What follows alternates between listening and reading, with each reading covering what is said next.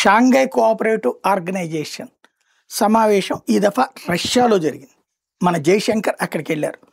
3 రోజుల పాటు అక్కడ ఉంటారు. ఈవెన్ రాబోయే రోజుల్లో పుతిన్ ఇండియాకి రాబోతున్న డిసెంబర్ 6న 5న ఆ కార్యక్రమాలకు సంబంధించి కూడా ఫాలోఅప్ చేసుకుంటారు. ఈ షాంఘై కోఆపరేటివ్ సందర్భంగా కీలకమైన వ్యాఖ్యలు చేసుకొచ్చారు జైశంకర్. ఇందులో చైనా ఉగ్రవాదంలో కాశ్మీరీ ఉగ్రవాదాన్ని సపోర్ట్ చేస్తుంది, అట్లాగే ఈశాన్య రాష్ట్రాల ఉగ్రవాదాన్ని సపోర్ట్ చేస్తుంది.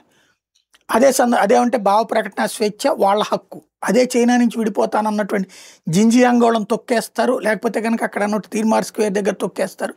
ఎదురోళ్ళకి మాత్రం స్వేచ్ఛ ఉండాలి, వాళ్ళ దేశంలో మాత్రం ఆ స్వేచ్ఛ ఉండకూడదు. తైవాన్లో కూడా జోక్యం చేసుకోవాలా, ప్రపంచంలో అన్ని వ్యవహారాలు జోక్యం చేసుకోవాలి. అందుకని ఆ వేదిక మీద నుంచినే చైనాతో పాటు అన్ని దేశాలకి ఒక షాక్ ఇచ్చే పిలిపే ఇచ్చారు జైశంకర్. ఉగ్రవాదం ఏ రూపంలో ఉన్నా, అది కులం రూపంలో ఉన్నా, గిరిజన రూపంలో ఉన్నా, మతం రూపంలో ఉన్నా, ఏ రూపంలో ఉన్నా దాన్ని ఖండించాలా.